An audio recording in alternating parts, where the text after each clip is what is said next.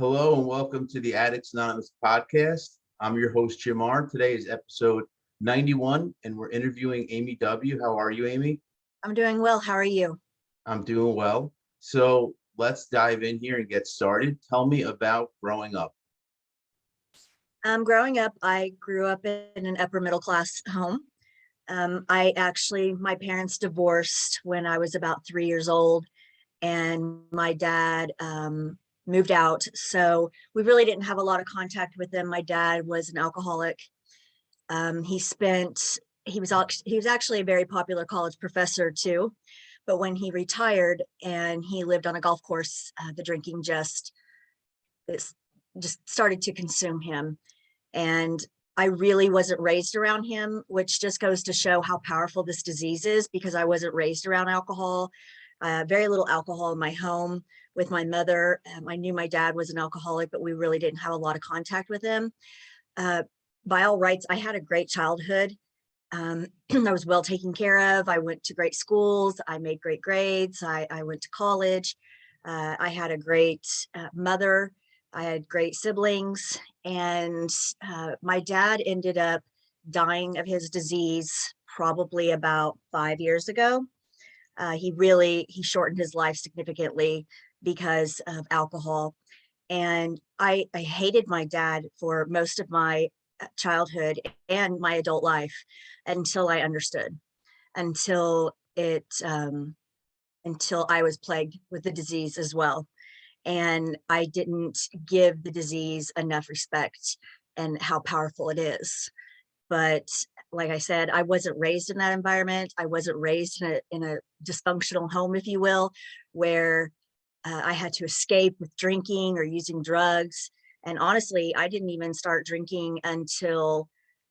really start drinking until my 30s. I partied in college, but nothing really stuck. And after that, once I started drinking really heavily in my 30s, my now ex-husband and I, we lived in Orlando, Florida for 8 years, and we didn't have kids at the time, and we had a lot of money.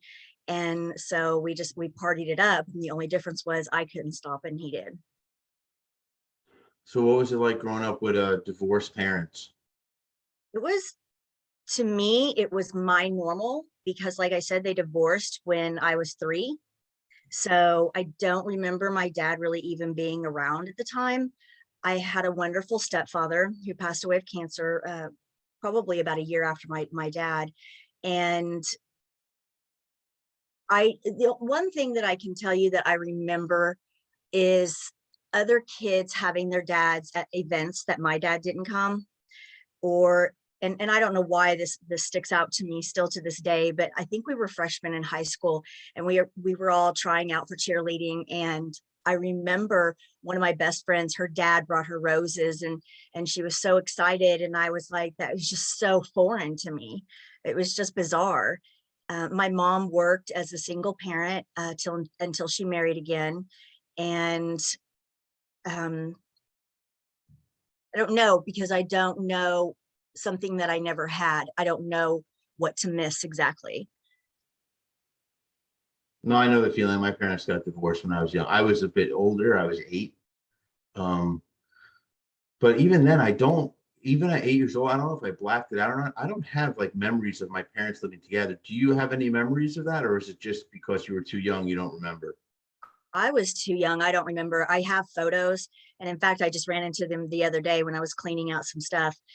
And it's bizarre to me. I do remember after they divorced, my dad was supposed to have us every other weekend.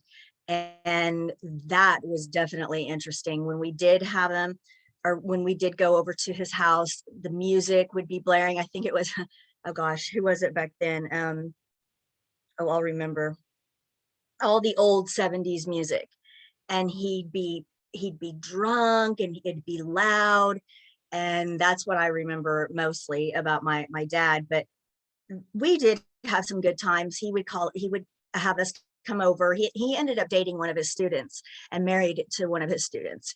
And we would go over there, especially as we got older, as adults, and we would play games with them, and we'd stay the night. But it was always, always a huge drunken fest. He would always get just plowed. I don't even know my dad sober. Even when I knew what time to call him when I was an adult, like for Father's Day or birthdays, all the required dates to call your dad.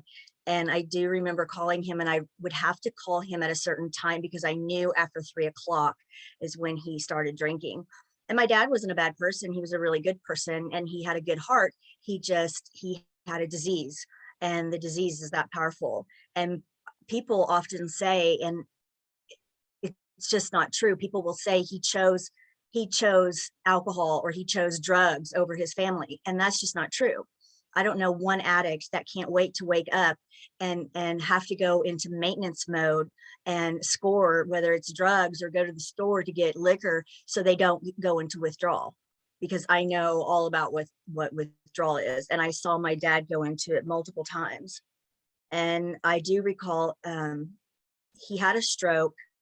So these are all the things that you're well versed in addiction. Yes, yes, yeah. I've done a lot of studying, a lot of firsthand experience. I mean, you're episode 91, so those are all interviews I've done with people. I've met a lot of addicts. Yeah, ever since I started this group. it's a really, really special. AA is a very, very special group, and I'm really fortunate to have found it. There's nothing better than walking into a room and being fully understood. And I have a lot of regrets with my dad because when he died, I was angry and everything flooded in from my childhood. Excuse me, everything flooded, but I remember I don't know if he was going through withdrawal when he had a stroke, but he had a stroke. And these were his latter years. And because of that stroke, because of the drinking, he ended up in a nursing home for a while. He finally was released, and he was at home one day, and my stepmother served him his dinner in the living room, and she went back to prepare her dinner, and she came out and he was face down on the floor. And because of the stroke, when he was eating, she had made some type of meat that night. He had swallowed a piece of meat. Because he was paralyzed on his left side, it went down the wrong pipe and he choked to death. And so we were called and went to the hospital, and he had been brain dead for a while at that point. And so I remember everyone gathering around my dad, waiting for his last breath, and people are crying, they're holding hands and they're praying. And I couldn't figure out what is wrong with me. Why do I have no emotion? Like, I was almost just uncomfortable. Like, I felt like I had to force some tears. But when I started counseling, I remember my counselor said, I asked him, I said, is something wrong with me? Like, why am I so void of emotion? And he said, Amy, you said goodbye to your dad a long time ago. And he said, you know, you had to get through the years without a father.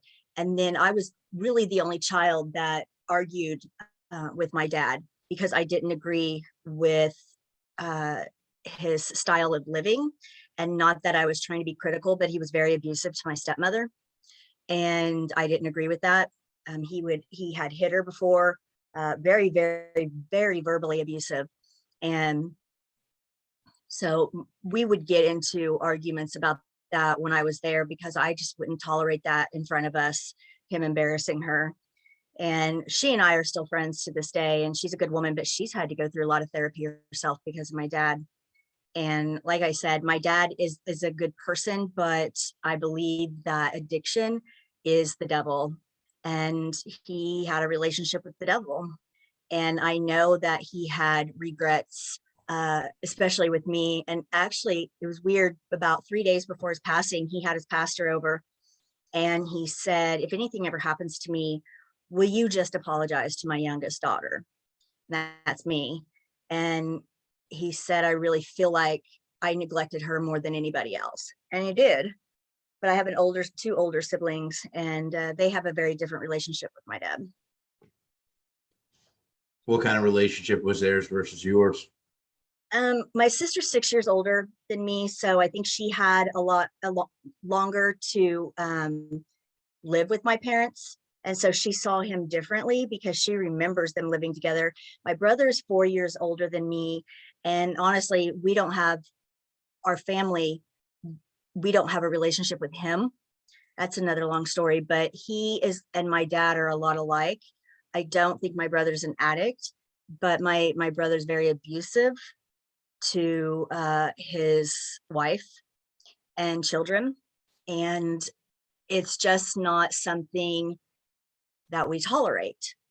And I remember I welcomed him in my home when he got his first divorce, and he's the spitting image of my dad. He's exactly like my dad, just very, very verbally abusive. And he cut off all contact with us, felt like we didn't support him in his divorce, when really it was she was scared for her life and we were trying to protect her and the children.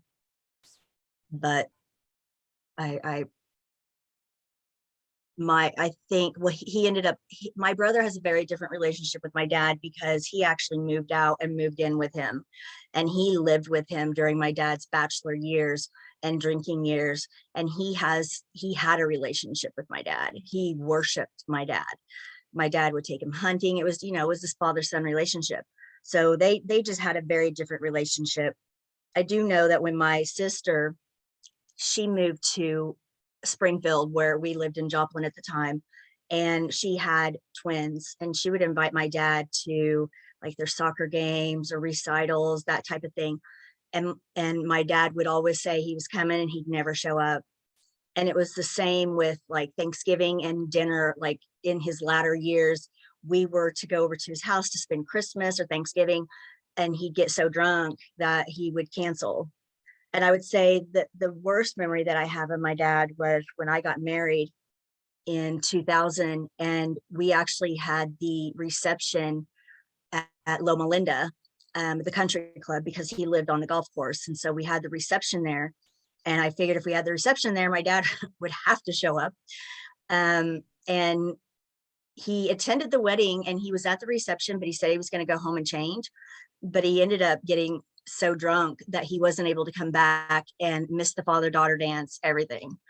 And so when they called him up and like nobody could figure out where he was, and the next day he called me as if it was so funny. And he said, "I'm sorry I missed the father-daughter dance.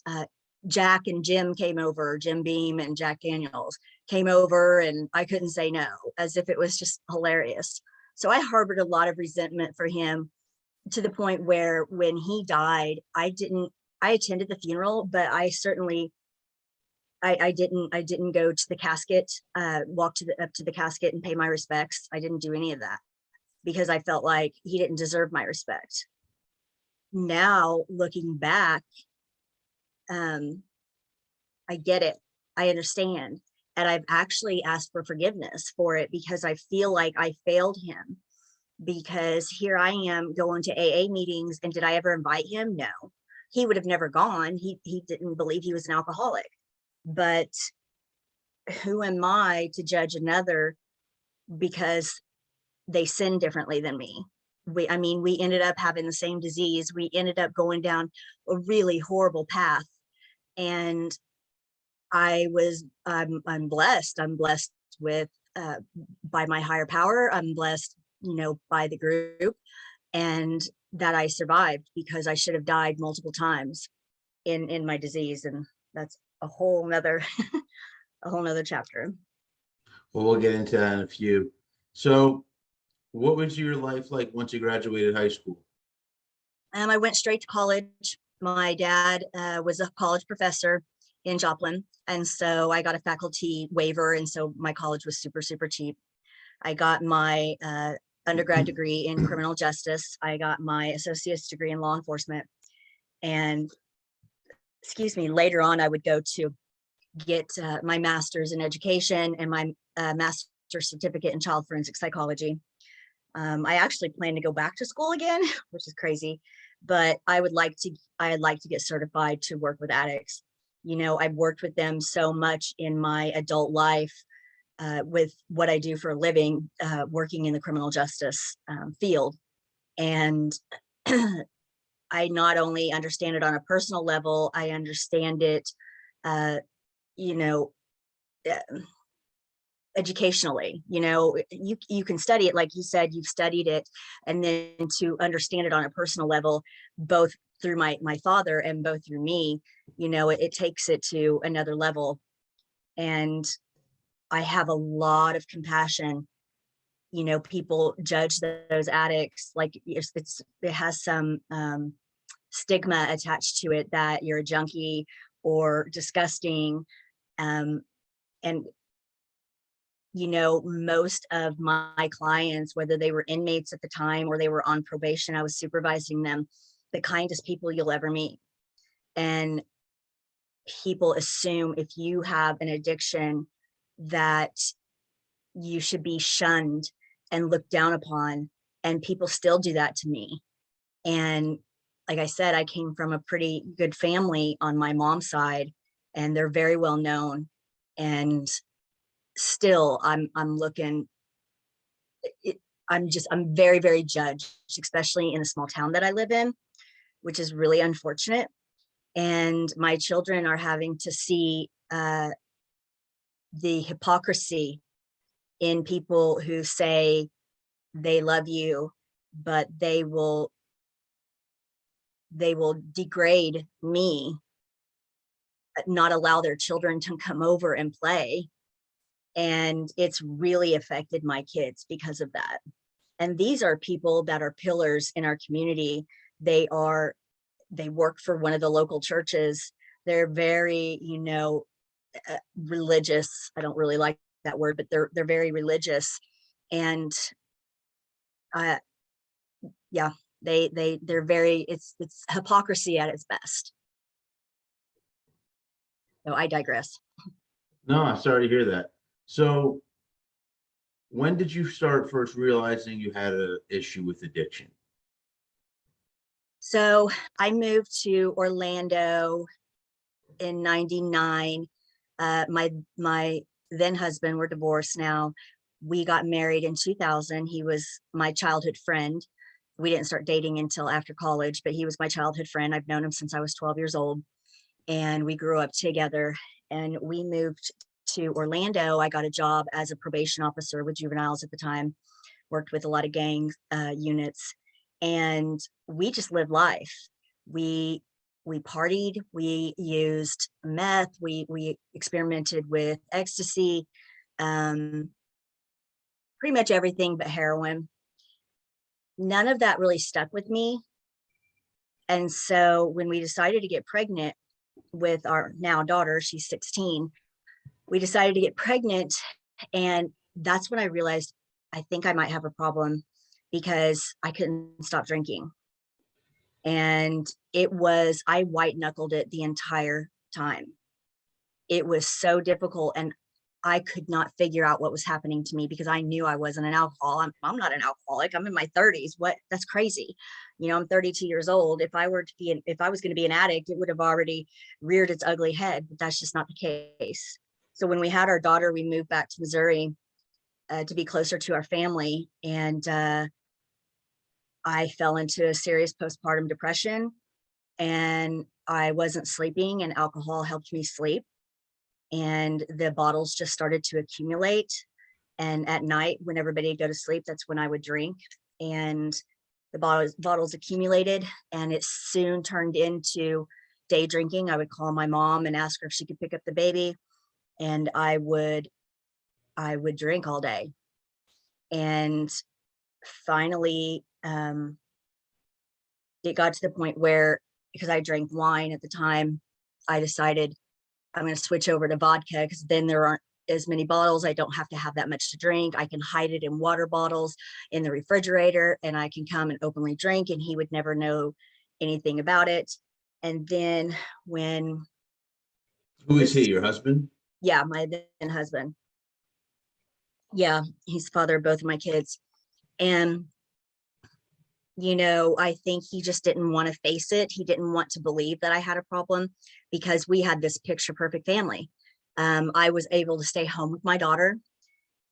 which I commend all of those women out there that are able to stay home with their children. I'm in awe of you, because I'm the type of mom where I have to work, or at least part-time. And I remember telling their dad, because he made a lot of money. And so I was able to stay home, and we were still very comfortable. And so I told him, I said, I have to work at least part-time. And she was about 2 at this time. And I remember like it was yesterday. And he said, do you know how many of my employees, he was a bigwig, would kill to be in your position? So I felt like I wasn't grateful enough, and I felt like I was being super selfish. And so I just kind of closed my mouth, and I was the best housewife, and I was the best mother, and perfect dinners and a perfect home, and we lived in a beautiful home, and we had all the toys, the boat, the cars, and we had it all, except I was losing myself in the bottle. And like I said, nothing else stuck with me. The meth, um, anything. And we used quite a bit of meth and cocaine, but like I was able to put that down and walk away, but the bottle, I was not. And it got worse and worse and worse. And then we got pregnant with our son 3 years later. So my daughter was 3, and my disease had, because we all know it's a progressive disease, and it had progressed to the point where I could not get sober. And I ended up in the hospital, and that's when they told me that my son, I mean, it's really hard to talk about, that my son could be born with deformities. And so I literally put myself through rehab pregnant. And it was the most humbling yet humiliating experience I've ever gone through. I went there, and they would have family in rehab, and I'd never been to rehab before. I didn't know what to expect. And families would come, and they thought I was staff because I was pregnant, and I was clearly pregnant. And they were like, I said, oh, I don't work here. I'm a client. And they looked at me, they were like, you're a client. Shame on you. Shame on you, because I was pregnant. And I was like, I thought I was doing the right thing. I was trying to save my son's life, and going into a rehab and getting sober. I gained 20 pounds in rehab because I hadn't gained any, because I was always so sick. And while it's hard to talk about, I'm able to talk about it a little bit better, but I had to go through 6 years of therapy. My son, I gave birth to my son sober. He was very, very little though, and like very little. And they diagnosed him with fetal alcohol effect, FAE, instead of fetal alcohol syndrome. And it was the hardest, and it's still to this day. But I will tell you that my higher power, whom I choose to call God, he really protected my son, because my son is perfect today. He's 13. He is intelligent. He's the top reader in his class. He's brilliant. But with the amount of alcohol that I was drinking, I went in the hospital when I was pregnant with him, sick, with a 0.42. And they were shocked that I had not miscarried. But because of all of that, they diagnosed him almost immediately. And my son obviously doesn't know anything about this, because I don't want him to think anything's wrong with him, because since then we've gone to specialists, and we've seen psychologists, and we've seen we went and got an MRI on him. And the only thing is that he has to take growth hormones because he's not growing like he should. But other than that, he's perfect. After that, after I gave birth, my disease spiraled very, very, very quickly, because I started drinking again about 4 months after I gave birth. So I was sober for probably the last 4 months of my pregnancy and 4 months after I gave birth. And then once I picked up a bottle. Once that happened, it was all downhill from there. We ended up, my ex divorced me when my son was 10 months old. And I have the craziest story. And so I remember he got home from work one day and he had asked my mom to pick up the kids. And I was like, what is going on? Why are you home early? And he just started crying. And there was a knock at my door. And I went to go get it. And I was served with papers for, at the time, it was for separation, a legal separation. And he said, you have to leave the house. And if you don't leave, I have to call the police to have you escorted out. And I said, this is my home. Where am I supposed to go? I don't work. Like I was at the peak, the height of my career, as I was a supervisor for probation unit. I was making a lot of money. I was well respected. And I gave all that up to be a stay-at-home mom. And now I have no job and I have nowhere to go. And from there, I refused to leave. So the police came and they told me I had to. And my ex told me, well, I got you a hotel for a couple of nights. I'm like, how thoughtful. Like, what am I supposed to do? He said, I can't worry about that right now. I have to keep our kids safe. And honestly, if looking back, I was bitter and resentful at the time, but what he did wasn't wrong because my kids didn't need to be around me. I was putting my kids in danger. You couldn't trust me around them because of my alcohol addiction. And so I remember going to a hotel that night. And after that, everything, I was homeless. I was bouncing from motel to motel. I was staying with any man that would take me. Not one of my finer moments. I would do whatever it took to drink. And when I say whatever it took, I did whatever it took.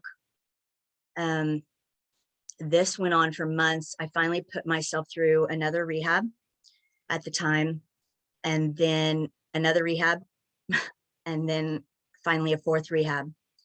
And I had very minimal contact with my kids. I missed out on a lot. And the last rehab that I had gone to, I was there for 5 months, but, and not a lot of people know this. Well, now everybody's gonna know this, but my last rehab, I was drinking day and night. I couldn't get a job. You know, luckily I had some funds set aside through stocks and bonds that my grandparents had kept for me. And so that's what I was living off of. But I was drunk day and night, day and night. And I wouldn't even know what time it was. I'd keep a bottle of vodka under my pillow. And I do remember my neighbors would heckle me. They were a couple of college kids. I lived in a duplex, and to the point where I was scared for my safety. And my landlord put a security system in my home. And one night I was asleep. I was passed out on the couch and I heard a knock at the door. Well, I didn't know, like I said, what time it was. To me, it could have been, 12 noon. I had no idea. And I opened the door and it was my neighbor. And I noticed it was dark out and I'm like looking at my watch, like, what time is it? And it was 3 a.m. And I said, you can't stay here. What are you doing here? And he said, I'm not going anywhere. And he came in and we fought. And I remember going over to my alarm and my panel and just punching it, trying to set off the panic in it. And it wouldn't work. And he starts taking off his pants and fondling himself, laughing at me. And we fought for what seemed like eternity. And he raped me on my kitchen floor. And I remember after he left, I called the police, and the police didn't believe me. They thought that I'd had a party because my place was in shambles. There was like wine bottles broken that were on my kitchen table. because we fought. There were, vodka bottles. It just looked like I'd had a huge party gone wrong. And so I tried to file a report, but they didn't take me seriously. They thought I was just a drunk. And here I am. I'm in the field, the same field as them, as a former probation officer and former pretrial officer, worked with the worst gangs in Orlando, Florida, in juvenile. And now I'm being looked at like I am the most pitiful, vile human. And I just had the worst thing that can happen to a woman happen to me. And I'm calling on my camaraderies, the people that I worked with on a day-to-day basis, and they looked at me and could have spit on me. They were so disgusted. So it was at that point I decided to go back to rehab, and that was in Oklahoma. When I got there, I was so bad. I was actually in detox for 14 days, which is just unheard of typically. And my withdrawal was really bad. But as I was starting to get through it, remembered I was drying my hair one day and I noticed a lump under my arm. And so they took me to the doctor and they told me it was a tumor. And so they told me that they had to have surgery to cut it out because they didn't know if it was malignant or not, or benign, and that I had to have surgery. They gave me a pregnancy test. Of course, I didn't think, anything of it. Well, I was pregnant from the rape. And they told me if I didn't have the surgery that I could die. And so they encouraged me to get an abortion, and I did. So I'm sitting in rehab alone in my room. And because I was so early, just a few weeks, I was able to give a medicinal abortion. And so I sat in my room in rehab and I took the medicine and I had an abortion in my room. And this is one of the big reasons I went to therapy too, because it's just, would I have done things differently? I don't know. The tumor that I had is a very rare form of cancer called schwannoma. It's a derivative of the nerves. And when they cut open my arm, I lost feeling in my arm for about a year. I couldn't use my arm. Luckily, I didn't have to go through, I had orally, I took medication, but I didn't have to go through any chemo or radiation. They removed the tumor intact. They caught it really in time. And so at that rehab, I remember my ex brought my kids down to see me and he wanted to work things out. But I was so bitter and resentful and angry and stupid that I told him that he failed me and I would never, there was too much water under the bridge and I would never go back with him. And like I had some right to even judge him or chastise him because I wasn't even thinking about what I did to him. And what I did to him, I broke his heart. And addiction affects the entire family. We all know this. And I met a guy in rehab because that works. And he happened to be European. And so when we both got out, we moved in together. My drinking started again and it just went downhill from there. We decided to move back to Europe, where he was from, in Belgium, Brussels. So I moved to Europe with this guy, had Zoom meetings with my kids, or back, I think it was Skype, with my kids to stay in contact with my kids because I missed them so much. But I was just told multiple times that I'm a worthless mother. I don't deserve my kids. I don't deserve to live. And I believed it. And I believed my kids were better off without me. And so when I moved to Europe, found out he was very abusive. I've never been in an abusive relationship in my life. I've never had a man lay hands on me. I was not raised that way by my mom. And so when it happened, it shocked me. So he kicked me out of the apartment or the flat. And so I literally for days, I panhandled. I made a lot of money because people there are infatuated with Americans. And I finally ended up, I didn't know how to leave because I was under his direct care. And so because I wasn't a citizen, it was very difficult for me to leave. Finally, I was able to get a plane ticket. Uh, and I got on the plane. I started drinking from the time I got on the plane until I got off into Atlanta. And I blacked out from there. I don't remember. I just woke up in an Atlanta hospital or emergency room with about 100 other beds surrounding me because it was so packed.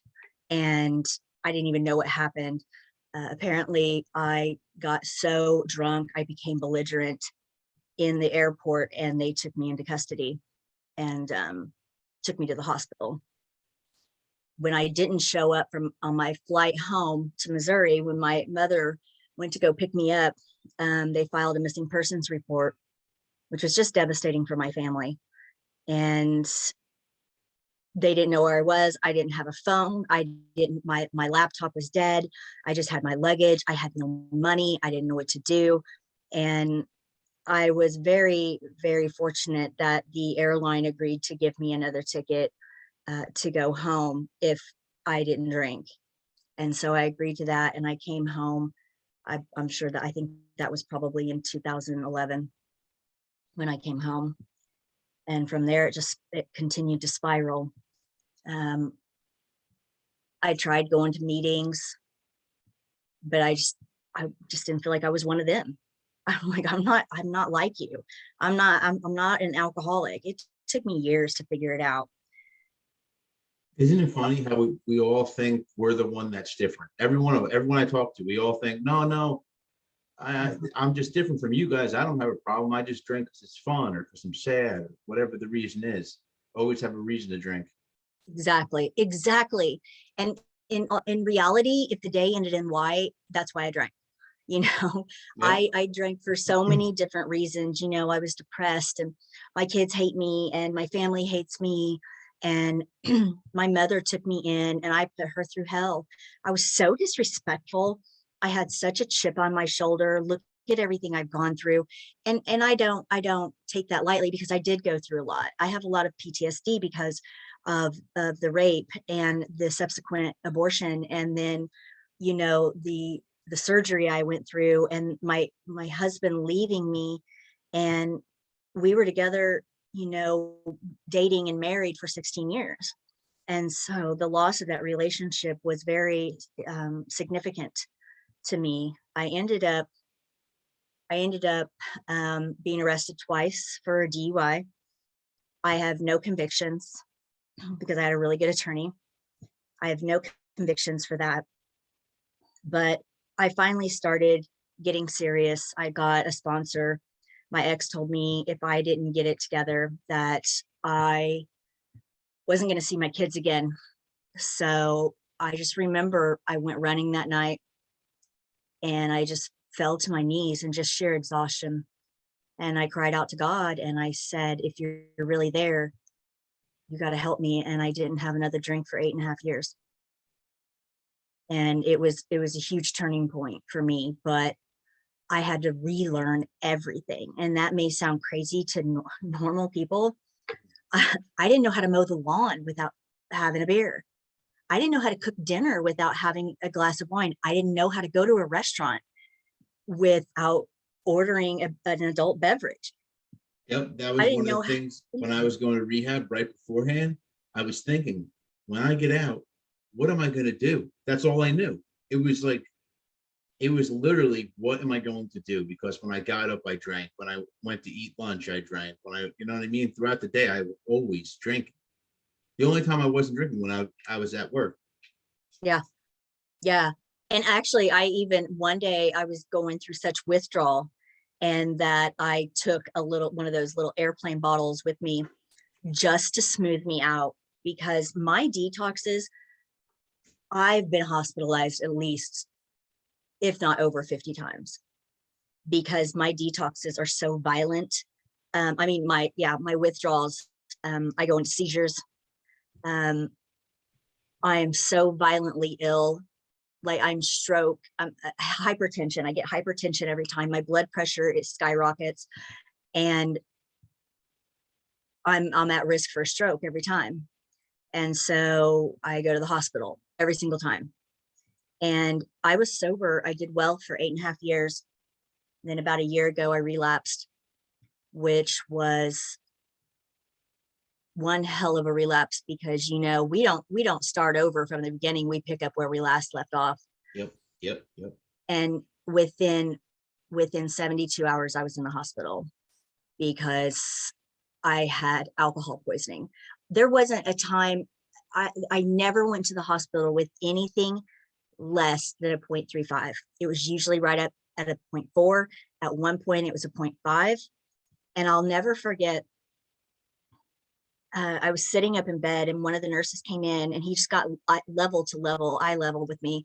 And he said, I have never in my 23 years of doing this met someone your size. At that point, I was like 90 pounds soaking wet, your size, lucid with a BAC at what you have, and that you're alive.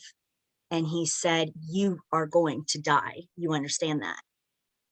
And at the same time, the doctor came in later and spoke to me. He said, you won't make it to 50. He said, you are drinking yourself to death. Your organs are shutting down. Your body cannot handle this anymore. And I listened, and this relapse that I had,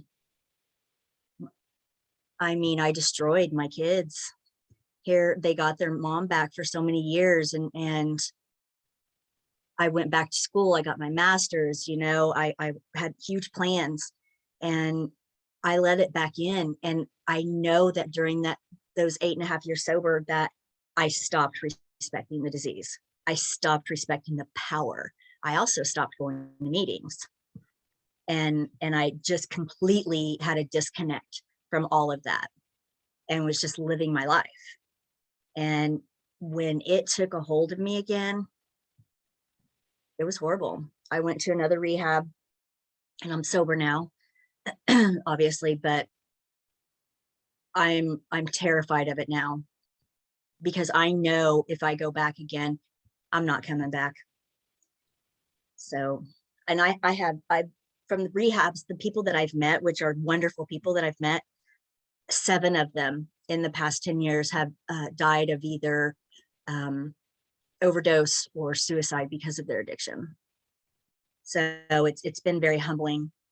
And now I try to help other people and try to share my experience, strength, and hope with other people and show them that it can be done. And I've had multiple people tell me that they've never seen that my disease is so, I mean, I'm extreme at everything I do, and I'm a little crazy anyway, but when I drink, it's like, I mean, I always either find myself behind bars or jails, institutions, or death, right? So, Yep. And the only thing I'm missing is the death. I did drink myself into a coma one time. I was in a coma for 4 days. One of my lungs had collapsed. My kidneys were shutting down. My organs were failing. I had defecated myself. Everything was just falling apart. And I remember I woke up in ICU with a tube down my throat because I wasn't breathing on my own. They told my family to prepare for my funeral, that I wasn't going to make it. And I woke up with a tube in my throat and I freaked out and I started yanking it out because it scared me, but I didn't know that one of my lungs had collapsed. And yet I still got out of the hospital and I drank. That is the definition of insanity. And until you walk through those rooms of Alcoholics Anonymous, nobody understands you and you feel like you're crazy.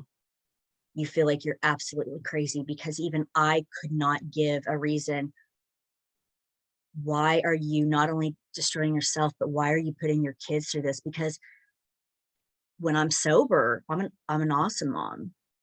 I would never hurt my children. Like, they're my life. They're my everything. Why would I ever hurt my children? I wouldn't, but the addict would. And so I had to learn how to compartmentalize that. I'm an addict, but I always tell my ex, you didn't divorce me, you divorced the addict, because I was at the peak of my disease. And that sounds crazy to other people. When I walk into those rooms of AA, I'm surrounded by people who love me for me, and they get it and they understand. And that to me is mind blowing, because what I'm doing is insane. And it's so powerful. And people are like, it's okay. I get it. We get it. And they celebrate your successes. Like first time I got 30 days, everybody was so happy and started clapping. I was like, what is wrong with these people? Yeah. But they get it. They understand it. And I'll still never understand, how this disease takes over, but it does. And people who say that it's a choice, it's insulting, because I don't choose to lose my family. I don't choose to get divorced. I didn't choose to almost lose my life. My dad certainly didn't choose to die at 70 something years young. He didn't choose to die. And people who tell me, well, she chose or he chose booze or drugs over me. I have yet to meet an addict, like I said in the beginning, who wakes up saying, man, I can't wait to use today. They do it for maintenance. And it doesn't even become pleasurable anymore. It's about maintenance. It's so you don't slip into withdrawal, because it's hell. And I'm very blessed. I'm very fortunate. And I have my kids now.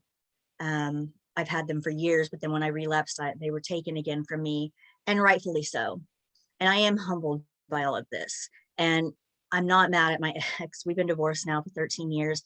And, I've apologized. I've done my amends. And he deserved an apology. And he deserved to be told that what he did was the right thing. And at the time, while I was bitter and resentful, he did the right thing because he was trying to protect our children. And so for that, I'm very grateful that my kids have him as a dad that stepped up to the plate and did for me what I couldn't do for myself. So I'm very grateful. Yeah, no, that's definitely something I would be too. Oh. Anyone looking after your children's a good thing. Yeah. And putting them first, I had to figure it out on my own. The first time I went to rehab, I went because I was pregnant and I wanted to save my son. The second time I went to rehab was to save my marriage. The third and fourth time I went to rehab, I always did it for my family or my kids. It wasn't until I went to rehab and did it for me. And people are like, well, that's selfish. You need to get sober for these kids. No, I need to get sober for me, and then everything else will fall into place. I need to respect myself enough to believe that I am worthy of sobriety and I am worthy of good things. But when you are in the disease and you are as sick as we are, you don't believe you deserve anything. No. Because you ruin everything. We have a program, we have our own 10 steps, and part of that, there's the 4 pillars of Addicts Anonymous. And the first pillar is self-love, because that's where you start. Unless you love yourself, you don't have a reason to get better. No, yeah. Nobody says, you know what, because I hate myself, I'm going to go try to get sober. Exactly. It's because somewhere deep down inside, under that self-hatred, you might love yourself and then decide, I need to get better. Because like you said, the whole point is getting better. Unless I'm in good shape, I can't be a good dad. Just like unless you're in good shape, you can't be a good mom. So you're totally right. It technically is selfish. Well, it's not. It is, but it isn't. You're being selfish for the sake of being unselfish. Does that make sense? Yeah. It does. It does. And if I'm not selfish with staying sober, if I'm not selfish, then I'm going to lose everything else.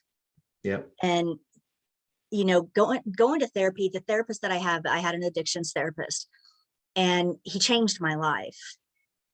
And he made me see things that I didn't realize. After I got sober for the 8.5 years, I traded the bottle with relationships and with men. And you can become addicted to relationships. You can become addicted to someone.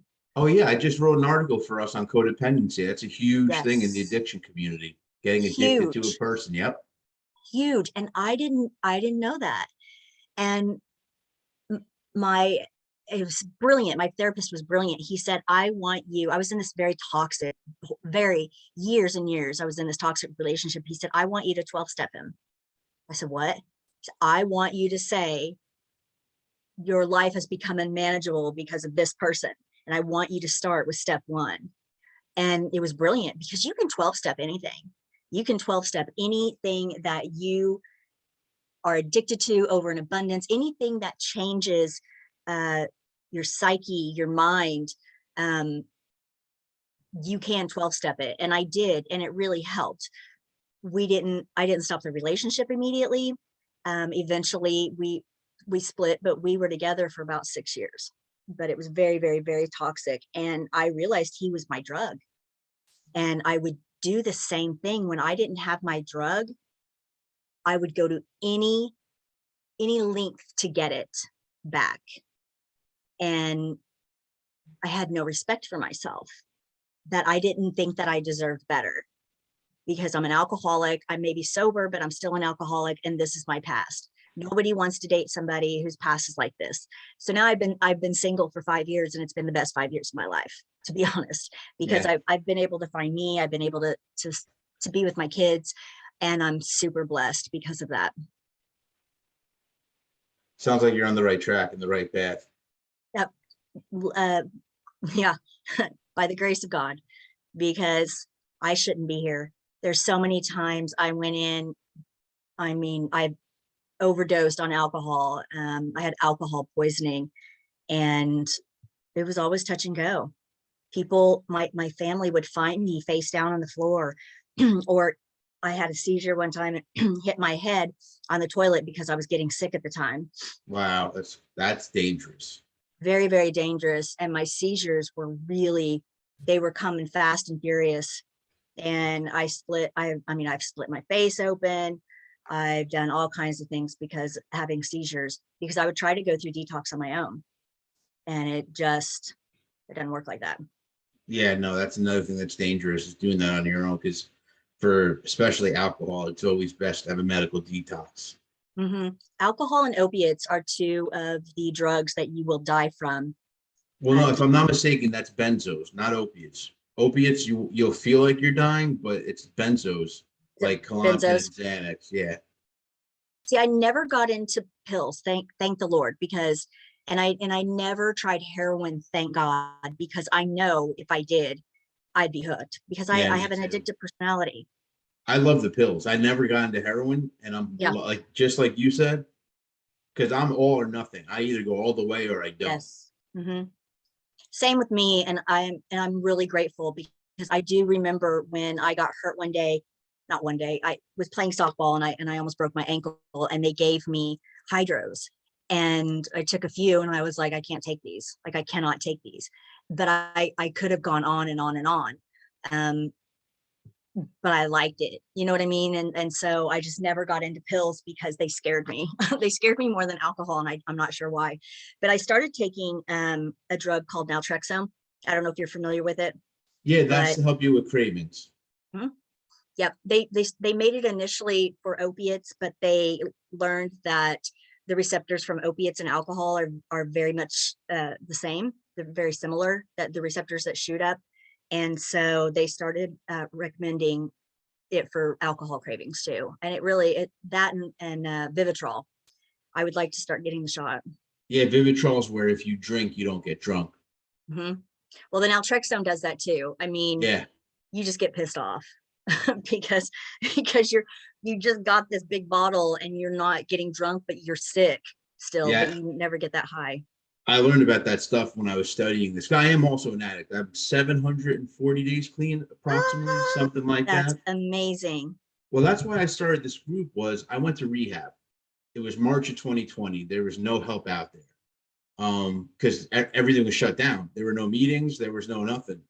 But when I was in rehab, I Wow. saw so many people that needed help, and so many people they had been in that rehab like uh, uh, God knows how many times. One kid showed up at the rehab, overdosed there, and they had to keep pumping his chest until the ambulance came. I wasn't there for that, but he told me, he goes, "You see that person over there? She literally saved my life because she was the one giving me a chest compressions." So yeah, I mean, I just saw people needed help, and I just wanted to help. So that's why I That's started this group. amazing. And people listen to these, so you're helping too, because people tell me they do listen to this, and it does help them. Yeah, they can do it. If I can do it, trust me, anybody can do it, because I, I mean, everybody's disease is serious, but I should not be here. I do remember when you said meeting somebody in rehab. I met a woman who was probably 10 years younger than me, and she had 4 kids, and she was in there. And she had a precondition liver disease that she was not aware of. And she ended up, she was very, the first person I've ever seen that had jaundice, and her eyes were yellow, fingernails, scalp. I mean, Yeah.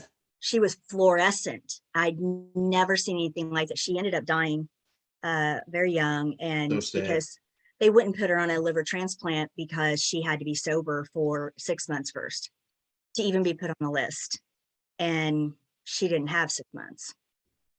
So That's very yes, sad. it Yeah, when is. I was in rehab, I also met a guy where he was talking about how he's lost everything. His family won't talk to him. And he was just, yeah, there was actually 2 guys that were just, like you said, jaundice, eyes, face, everything. And it's so sad. I mean, to show how, like you said, how powerful the disease is, people are literally dying right in front of themselves. They look in the mirror and see themselves dying, and they're still using. Isn't How that crazy? crazy is that? That's why I like Bill W. I'm a big believer in the AA book. Even though I started my own group and my own steps, I still believe a lot in AA. And the one word he uses a lot is insanity, because Yep, what we do is insane. it is. It is. It's insane, and I'm really grateful for the people that I've met. I do. There was one woman in rehab, and she had I don't remember, wet brain.